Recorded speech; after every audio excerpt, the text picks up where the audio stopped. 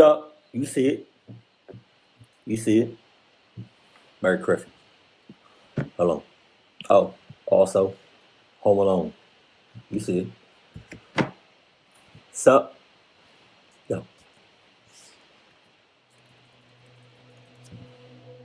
A This Manchester is a horror. story about how I became a 30-year-old male who is secretly afraid to be outside after dark in cities.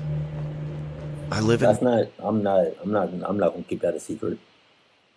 I am 100% not afraid or not scared of telling people I am afraid of the dark. I'm 27 years old and I'm still scared of the dark. Just Manchester, in the UK, and it's widely regarded as a relatively safe and multicultural city. Good transport, friendly locals, and plenty to do. I don't live there anymore, but I'm proud to be from there, and I will always have one hometown. This took place in 2016, and at the time I was working for a company that hired me to work on contracts. So 4, 6, sometimes even 8 months abroad, and then 2 or 3 months at home. So when I was home, I made sure to see family and friends as much as possible, whether it be meeting and playing video games, a drink at the bar, playing sports, or traveling together. The incident took place when I was on my way home after a night out drinking, and I write this 4 years on since it happened. I still have PTSD from the incident, and think of this as my way of telling you all to be careful out there, as well as this being an opportunity for me to talk about it. Those who know Manchester know about its quite frankly amazing tram system. It's affordable and easy to understand.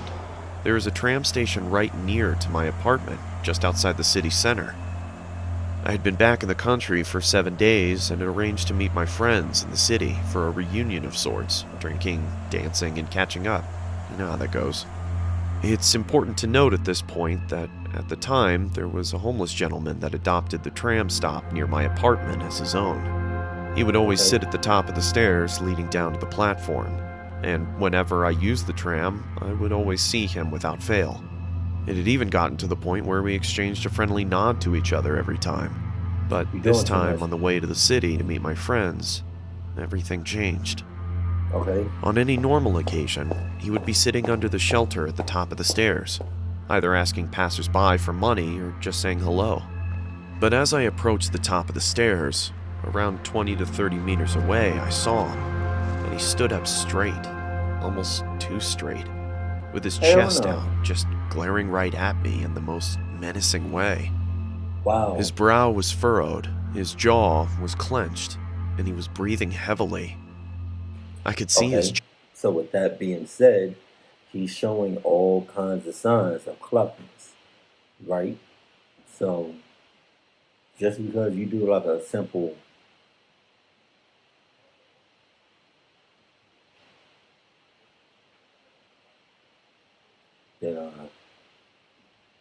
I mean, I don't mean you know that person. So relax. And that's the first time he's doing something like this, like standing up straight up like this. Like all of the stuff he's doing right now is new to you. So stay up, stay sharp, watch your back. This right here, that don't mean nothing. You don't know that person. Excuse me, you can be doing that for like months to the same person. And that don't mean you know that person. That don't mean I know each other.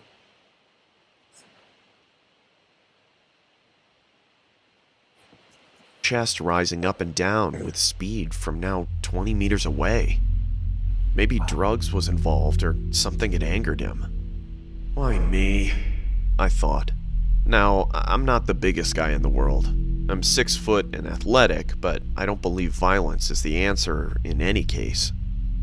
I'm not easily intimidated at all, but the way this guy looked at me sent shivers down my spine. I immediately looked down after we made eye contact, and then looked ahead, because I thought maybe it was just a glance from him. Then, I looked back at him again. When I was even closer and his eyes were still on me. This time they were wide, and he looked unhinged like he was ready to attack. I Jesus. looked away again because at this point I felt I had to ready and prepare myself for a potential confrontation with this guy. Yeah. When I was close to him, I looked back again, and he took a step forward, watching my every move, looking me up and down as if he was assessing my weaknesses. As I approached the top of the staircase, he was turning his head as I moved. I knew that this was not normal behavior from him, or anyone for that matter. I thought I have to address this, because he's freaking me out, so I stopped, met his gaze, and pointed my body towards him just before I went down the stairs. And I calmly asked him, "Is everything okay, mate? Can I help you with something?" Nothing. I got absolutely nothing as he looked into my eyes. I could hear his fast breathing at this point through his nose, and he looked like he was having some sort of episode.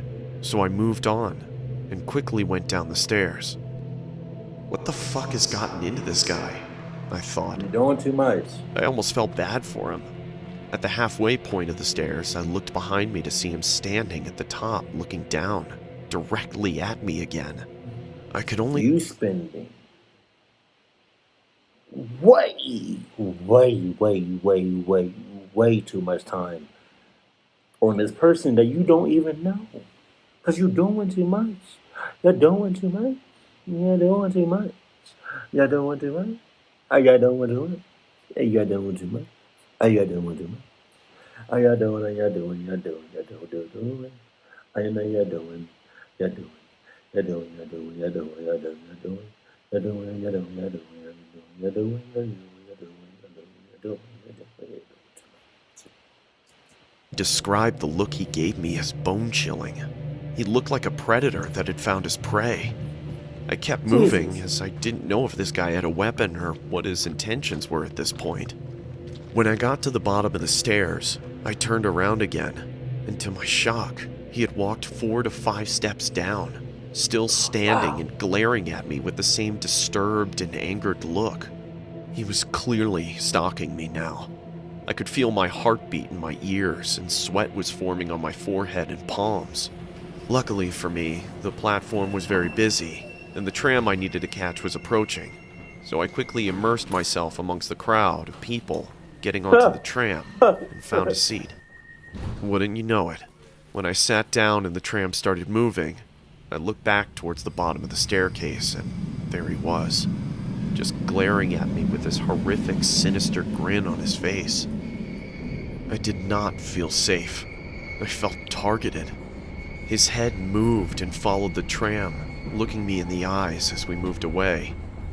The entire journey to the city I felt on edge, anxious, and all I could do was think about that guy. When I eventually got there, my friends automatically picked up on the fact that I seemed a little off, so I told them about the situation I was just in, which they just dismissed, saying that I was probably just being paranoid and that he'll be gone by the time I get back home. I agreed with them because I realized that he is usually only there during the daytime, so I enjoyed the night. We all drank, laughed, and even met some cute girls. Before I knew it, I was hammered, to the point where I had to look at my phone with one eye closed. My balance was off, and I felt like I could throw up at any second.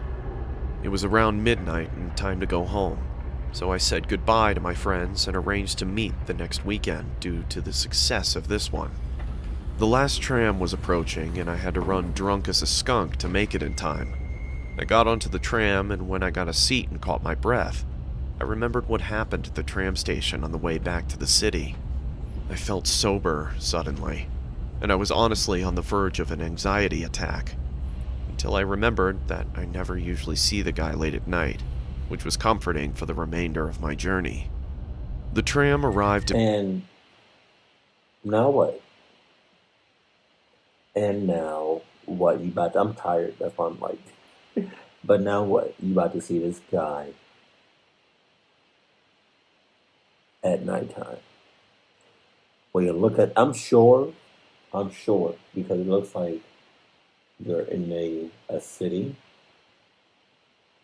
You're right, right. It looks like you're in a like a busy city, and city just in general. So if it's anything like a city that I'm used to, then there's a lot of turns and a lot of different ways that you can get to the same place. You know what I mean? Like I'm sure once you get off, you don't have to. You don't. There's a way for you not to come across that guy again. I'm sure there's a like like five, six other different ways that you can get to your destination without without like coming across him. But because you're tipsy and or drunk, you're going to um, you're just gonna come the same way you did before. That's gonna cause you to come right back to him. So where does that leave you? Right back to me. If anybody got that reference, let me know that in the comment section below. Even when you noticed the guy at first,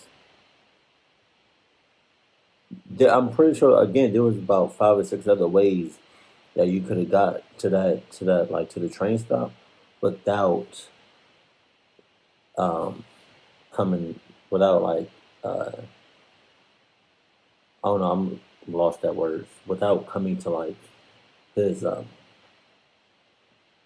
without coming near him. That's what I meant to say. So yeah. My stop and I got off. I just stood there for a second, surveying my surroundings. The platform was empty. The skies were clear, although dark.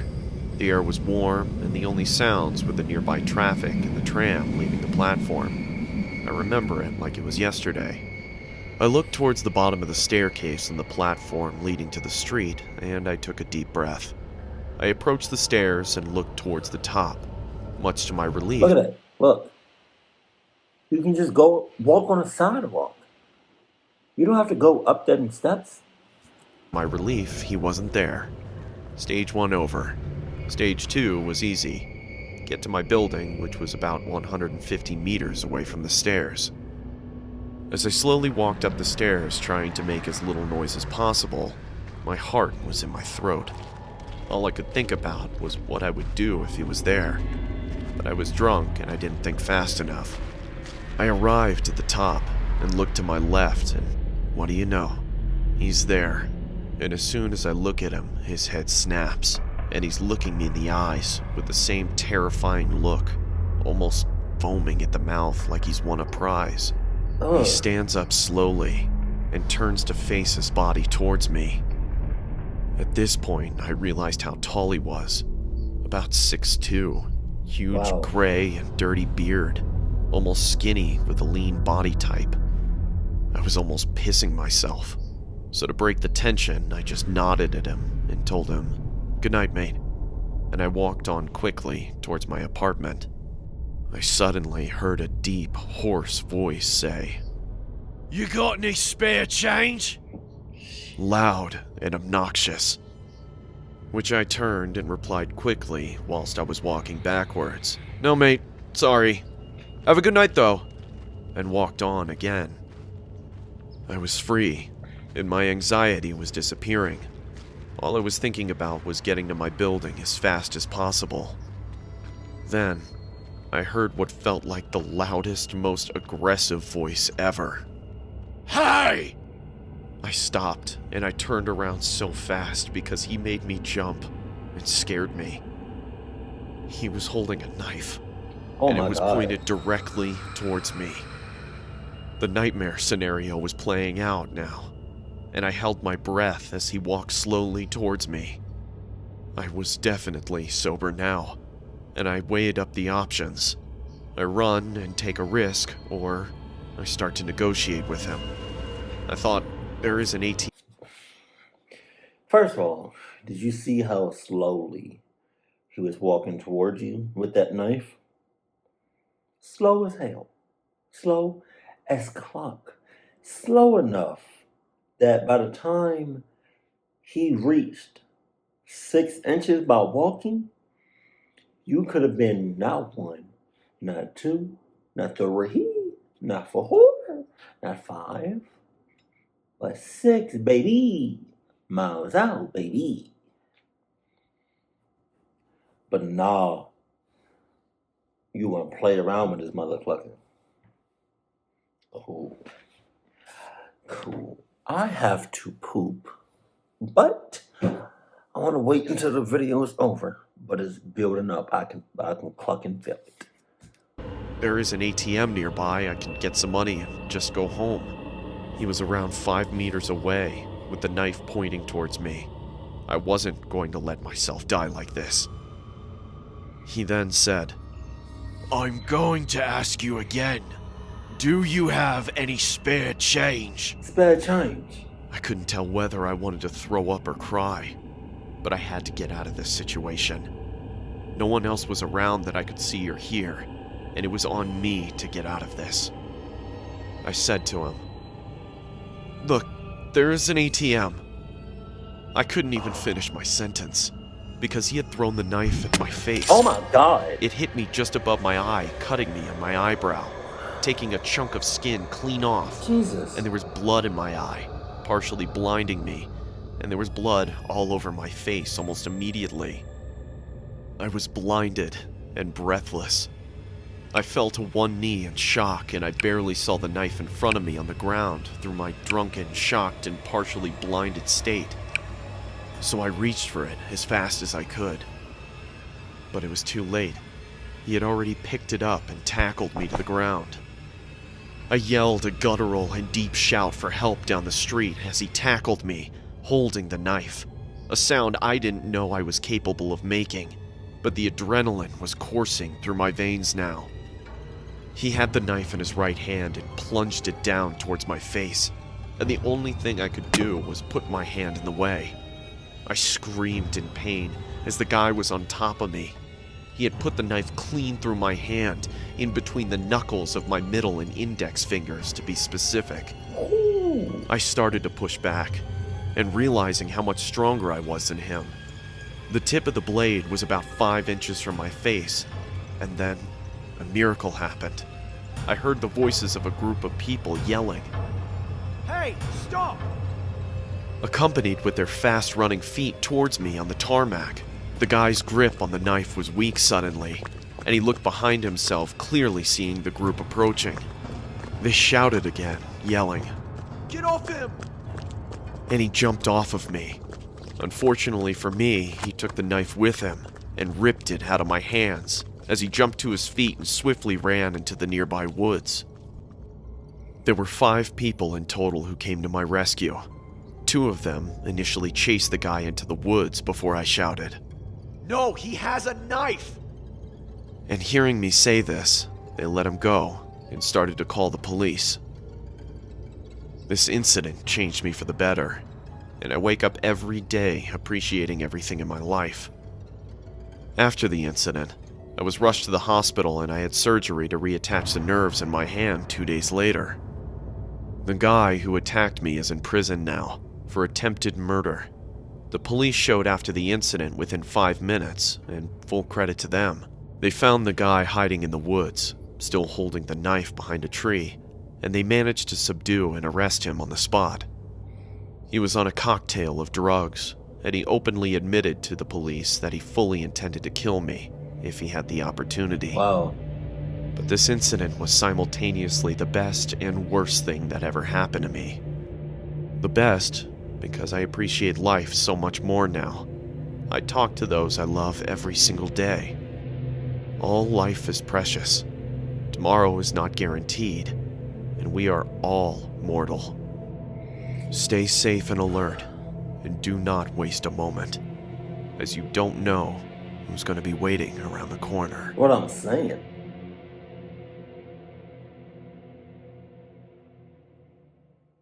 Thank you for sticking around to the end of the video. If you would like to support the channel, check out the merch link in the video description.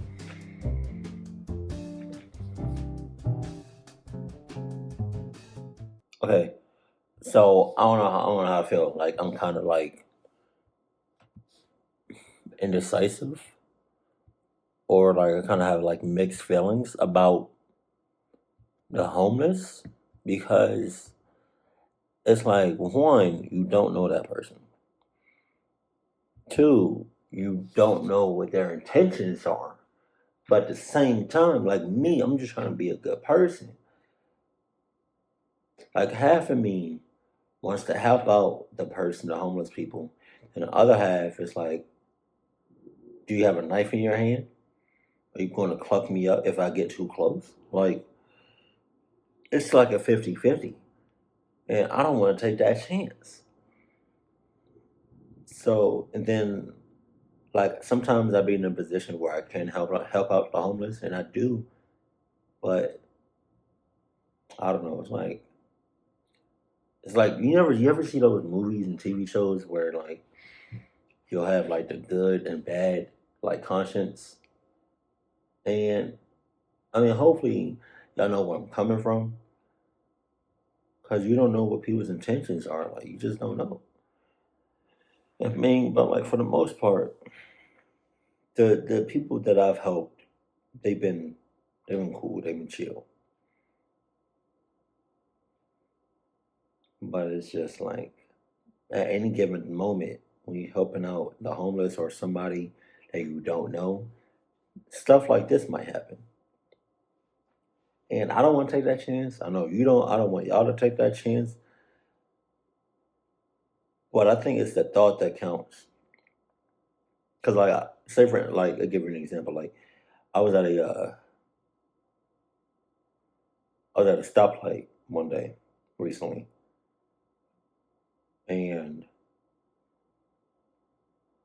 some homeless people just love being at the stoplights, and I see why. You know what I mean? But I was at a stoplight, and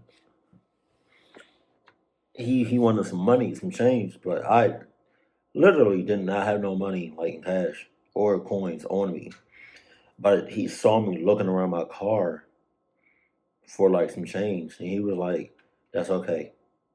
You, um, the fact that you looked around, that was he appreciated that." But man, I don't know. It's like when you doing certain things out here, you taking a gamble with your life, like it's 50-50. So by all means, go help, go home, go home. Go ahead and like help out the homeless and the people in need.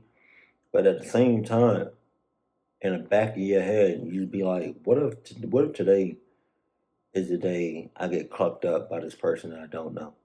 So it's like a 50-50. So yeah, this was definitely like realistic.